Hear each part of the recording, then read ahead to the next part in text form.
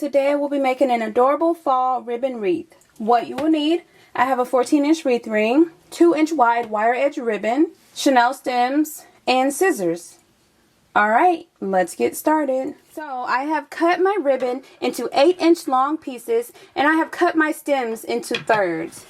Now, I always like to go with 2-inch wide wire edge ribbon, but it honestly doesn't have to be wire edge, and it can be as wide or as thin as you'd like. So if there's a specific style of ribbon that you absolutely love, I say, hey, go for it. But for this specific wreath, we are going to go with wire edge. The wire edge, I will say, does help with maneuvering and manipulating the wreath a little bit better than non-wire edge ribbon.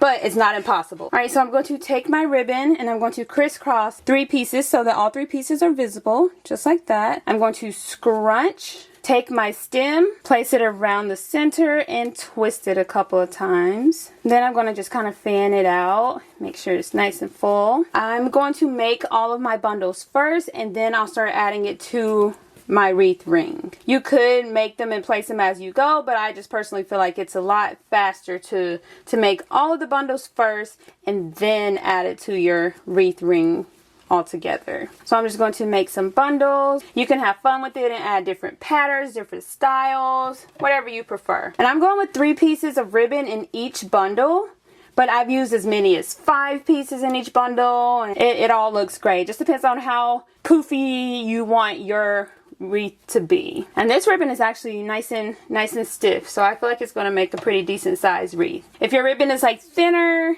I've used some sheer ribbon, and I used about 6 pieces in each bundle for that one. So just adjust according to what style of ribbon you are going to use. Alright, I'm going to get all of my bundles made, and then we will start adding it to our wreath ring.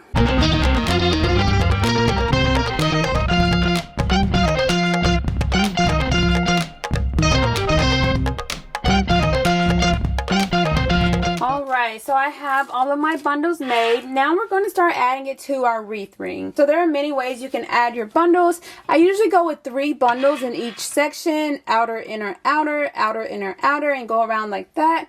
Especially with the thicker, stiffer ribbon.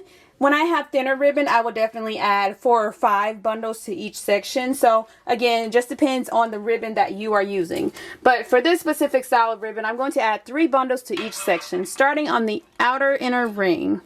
Placing my bundle, twisting it a couple of times, and then tuck it away. Another bundle on the inner ring, twisting it a couple of times, and then tucking away.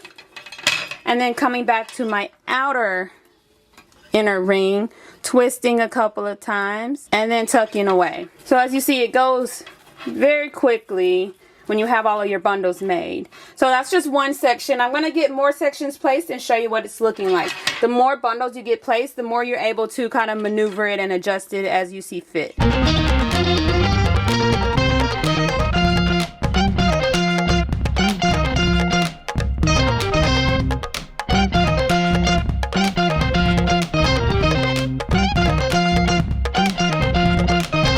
This is what it's looking like so far. So cute and precious. Alright, I'm going to continue on and show you the finished product. So I'm just going around fluffing and flaring out my ribbon bundles.